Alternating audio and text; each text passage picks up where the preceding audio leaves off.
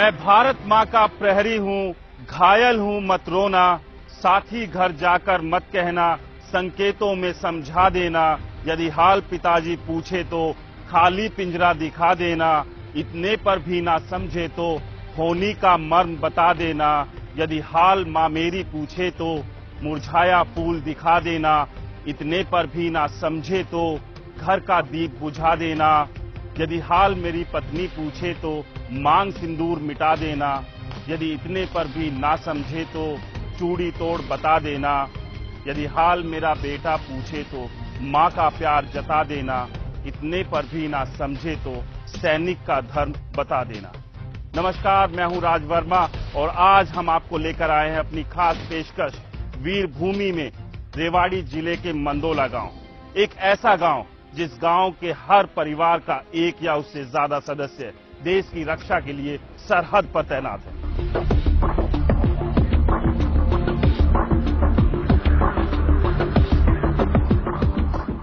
राजधानी दिल्ली से करीब 80 किलोमीटर दूर हरियाणा का रेवाड़ी जिला, लगभग 12 लाख की आबादी वाले रेवाड़ी जिले का अपना एक गौरवशाली इतिहास है। एक ऐसा इतिहास जिसके एक एक शब्द में देश के लिए मर मिटने वाले वीरों की वीर गाथा दर्ज है। रेवाड़ी हरियाणा ही नहीं, देश के चुनिंदा जिलों में से एक है जहां के लोगों ने सबसे ज्यादा देश की सेवा के लिए सरहद पर दुश्मनों के दांत खट्टे किए हैं।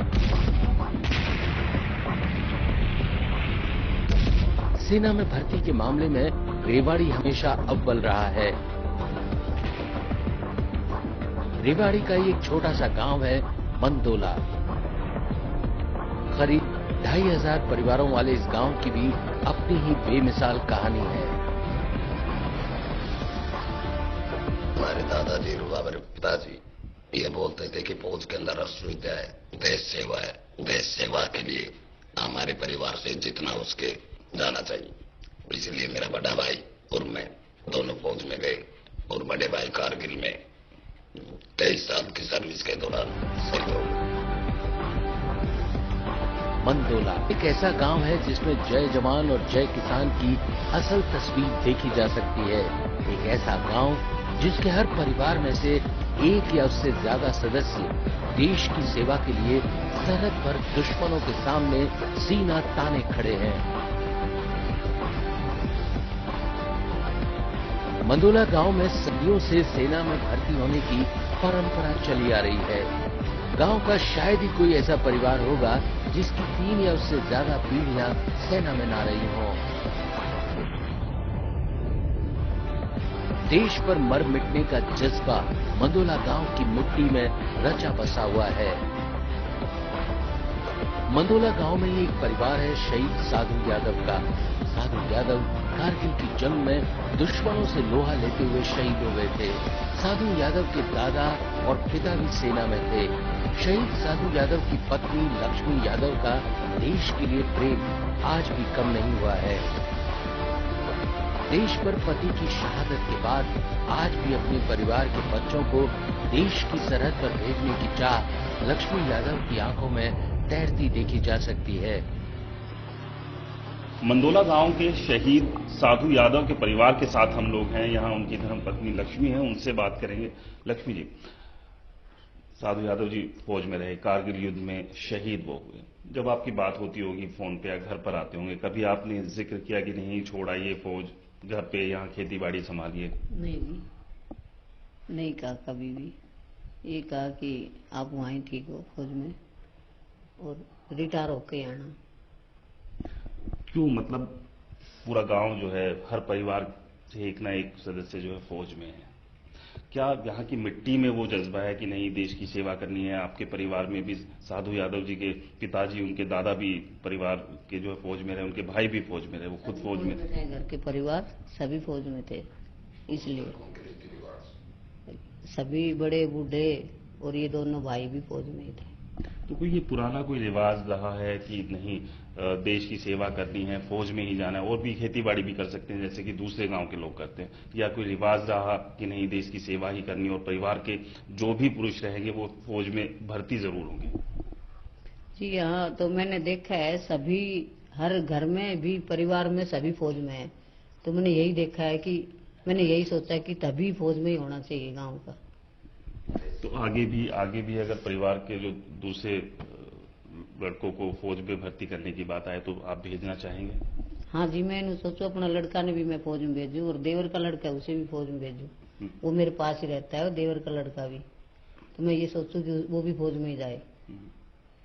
मतलब वो देशभक्ति की जो भावना है वो परिवार के बीच में, और उसी के चलते आप लोग चाहते हैं कि जो बच्चे हैं, जो लड़के हैं, वो फौज में भर्ती हो। अब खैर लड़कियां भी फौज में जाने लगी हैं, तो क्या इस तरह का भी है कि हाँ, अगर मौका मिले तो परिवार में अगर कोई लड़की हो, गांव में कोई हो, तो उन्हें भी फौज में भेजा जाए? हाँ जी, बिल्कुल भेजा जाए, लेकिन हमारी लड़की हमने शादीशुदा कर दी। हमारे 5 लड़की, 2 देवर के और 3 मेरे, हमने शादी कर दी तीनों की, 5 की। हाँ, गांव में घनी लड़की हैं जो फौज में भी हैं, पुलिस में भी हैं। बहुत ज्यादा बेटी हैं गांव के अंदर, इतनी कि सभी फौज में भी हैं और पुलिस में भी हैं। तो ये साधु यादव जो शहीद है, उनकी धर्मपत्नी लक्ष्मी थी, उनका साफ कहना है कि जो जज्बा है देश पर मर मिटने का, वो इस गांव के हर परिवार के अंदर है, और मौका मिलेगा भविष्य में तो और जो घर के जो लड़के हैं उन्हें भी वो फौज में जाने के लिए कहेंगे, उन्हें भर्ती करेंगे। हरियाणा के जवान और किसान हर वक्त देश सेवा के लिए आगे खड़े नजर आते हैं, और रेवाड़ी हरियाणा की वीर भूमि में शुमार है। रेवाड़ी प्रदेश का एकमात्र जिला है जिसने देश को सबसे ज्यादा सैनिक दिए हैं, जबकि मंदोला और कोसली वीर भूमि रेवाड़ी जिले के ऐसे 2 गांव हैं जिनके हर परिवार से 1 या उससे ज्यादा सदस्य देश की सेना में है। अब आपकी मुलाकात कराएंगे मंदोला गांव के एक ऐसे शख्स से जिन्होंने देश की 4 सबसे बड़ी लड़ाइयां लड़ी। इन लड़ाइयों के दौरान देश के लिए मर मिटने वाला जज्बा हर वक्त दिखाई दिया, लेकिन इनके मन में कुछ मलाल भी रह गए। क्या थे वो मलाल, वो आपको बताते हैं।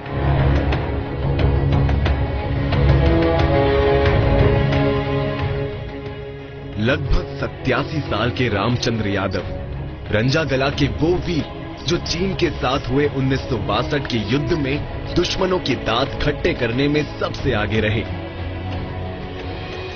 केवल 19 साल की उम्र में ही सेना में भर्ती हुए रामचंद्र देश के लिए 4 बड़ी लड़ाइयां लड़ चुके हैं।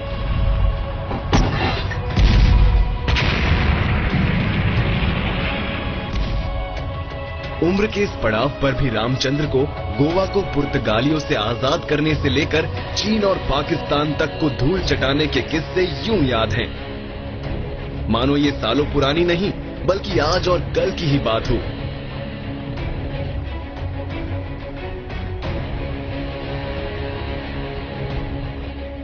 पहली लड़ाई मैंने सन 62 में लड़ी, गोवा की लड़ाई, और पुर्तगाली के ने कब्जा कर रखा था गोवा पे। वहां से वो पुर्तगालियों को भगाया और गोवा पे कब्जा कर लिया, जिसकी राजधानी अभी पंजुम है। उसके बाद कौन सी लड़ाई हुआ? उसके बाद सन 62 की लड़ाई लड़ी चीन के साथ। रजांगला पोस्ट के ऊपर हमारी एक कंपनी तैनात थी 13 कुमाऊं की, तो वहां पर हमारे आदमी एक कंपनी मौजूद थी।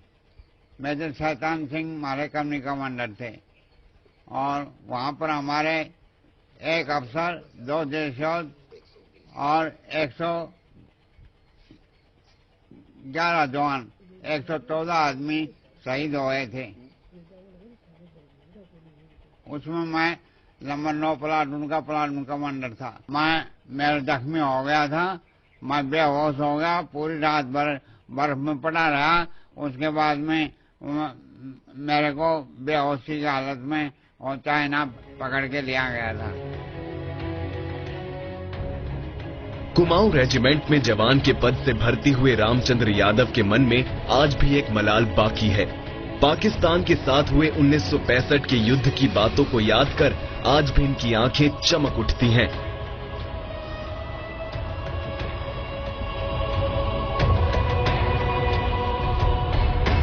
कैसे भारतीय सेना पाकिस्तानी फौज को रौंदते हुए लाहौर तक पहुंच गई थी, लेकिन लाहौर से 20 किलोमीटर पहले ही सीज फायर की घोषणा ने लाहौर में रामचंद्र यादव और उनके साथियों की नाश्ता करने की तमन्ना पर पानी फेर दिया। लाहौर में नाश्ता ना कर पाने का मलाल रामचंद्र यादव को आज भी है। दुश्मन जो है लाहौर से करीब 25-30 किलोमीटर बस रह गया था राजधानी पाकिस्तान की। पहले लाहौर राजधानी थी इसकी। उसके बाद इच्छोकल नहर में करंट छोड़ दिया पाकिस्तान ने, तो हम उस नहर को पार नहीं कर सके। उसके बाद में हमने रातों रात पुल बनाया, पुल बना करके परली तरफ गए। उसके बाद में सुबह उन्हें सीज़फायर कर दिया, पाकिस्तान ने सीज़फायर कर दिया। नहीं तो हम ब्रेकफास्ट जो है लाहौर में ही खाते।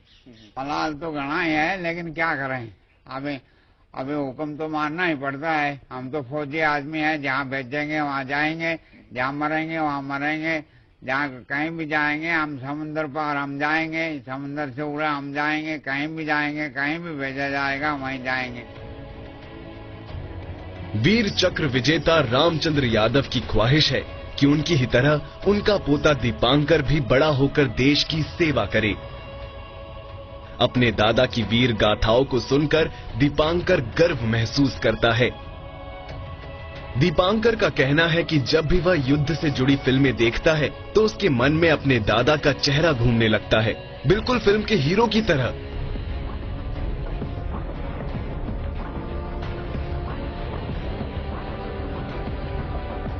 कैसे उन्होंने दुश्मनों को जंग के मैदान में पटखनी दी थी। बहुत गर्व महसूस होता है। वो बताते हैं कि वहाँ पे ऐसे ऐसे वो युद्ध हुआ था, हमने बहुत कुछ वो देश की सेवा के लिए किया था। वीर भूमि मंदोला गांव में रामचंद्र यादव जैसे ना जाने कितने ही वीर हैं जो देश के लिए लड़े, देश के लिए शहीद हो गए। भारत मां की सेवा का ऐसा जज्बा मंदोला गांव की मिट्टी में हर तरफ महक रहा है, क्योंकि यही सैनिक का धर्म है जो परिवार से पहले, जो हर प्यार से पहले देश के लिए एक सैनिक निभाता है।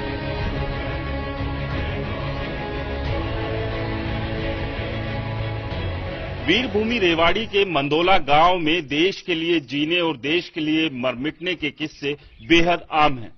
ना जाने इस मिट्टी में ऐसा क्या है कि इस गांव के हर परिवार का शख्स देश सेवा के लिए फौज की तरफ रुख कर लेता है। हमारे साथ बात करने के लिए राजेंद्र जी हैं, उनसे बात करेंगे। राजेंद्र जी, सुना है कि आपके गांव के हर शख्स, हर परिवार से एक या दो या उससे ज्यादा लोग फौज की तरफ जाते हैं। हाँ जी, बिल्कुल जाते थे, पहले से जाते थे। हमारे जो हम इन्वॉल्वमेंट हुए आर्मी के अंदर, इससे पहले भी यही था मंदोला गाँव। हमारे इस गाँव में जो है और आर्मी के ज्यादा नौकरी करने की वजह से इनाम मिली हुई थी इस गाँव को, अंग्रेजों के जमाने में भी। लड़ाइयाँ कई लड़ी देश ने। हाँ, तो आप भी शामिल हैं उन लड़ाइयों में? मैं सब लड़ाइयों में शामिल था जी, 48 से लेकर और अभी 75 तक 71 ऑपरेशन में थे। हाँ, जोधपुर में, जोधपुर साइड में, और इसमें 62 में था इधर लद्दाख में। कोई बेहद रोचक किस्सा आपको याद आ रहा हो आपकी लड़ाई के दौरान का, जब बड़ी मुश्किल में फंस गई हो आपकी बटालियन, आप लोग, और किस तरह से वहां से फिर आप लोग निकले? हाँ, ये सब जो है ये लद्दाख की 62 का ऑपरेशन था, चाइनीज अभी लद्दाख में। तब हम जो है उधर स्पांगर कैंप के अंदर थे और उस वक्त जो है चारों तरफ से हम गिर गए थे। हमें जनरल रैना साहब थे हमारे CNCU, हमारे ब्रिगेड कमांडर थे उस वक्त। वहाँ 114 ब्रिगेड कमांडर थे रैना जी, जो भी अभी संसार में नहीं है। वो उनके गाइडेंस से हमारी कंपनी बहुत फाइट किया, और हमारे साइड वाले जो कंपनी थी रजांगला कंपनी, उसने भी जो है बहुत बहादुरी किया, और उसके सारे के सारे जो थे शहीद हो रहे, तो सारे वर्ल्ड के अंदर मशहूर है। तो और हमारी कंपनी ने भी बहुत फाइट किया। हमारे भी 7 आदमी खेत रहे थे, मतलब वो देश के ऊपर निछावर हुए थे, पेट्रोलिंग गए थे, वहाँ पर निछावर हुए थे। हम आखिरी दम तक लड़े, और जो भी हमारे हुक्म मिला हमको, वो हमने पूरा किया है। जो आज के युवा हैं उनको कोई संदेश आप देना चाहेंगे? युवा को मेरा तरफ से यही संदेश है कि इस देश में पैदा रहे, उस देश को के कुर्बान होने के लिए सबसे जरूरी जो हमारे बुजुर्गों ने हमें जो सिखाया था, उस पर हम आज भी कायम है और हमारी औलाद भी कायम रहेगी। तो ये थी मंदोला गांव से हमारी खास पेशकश। फिलहाल यहां एक ब्रेक के लिए रुकेंगे, लेकिन ब्रेक के दूसरी पार्ट मेरे सहयोगी जगमोहन शर्मा आपको बताएंगे हिमाचल की एक और वीर भूमि की कहानी।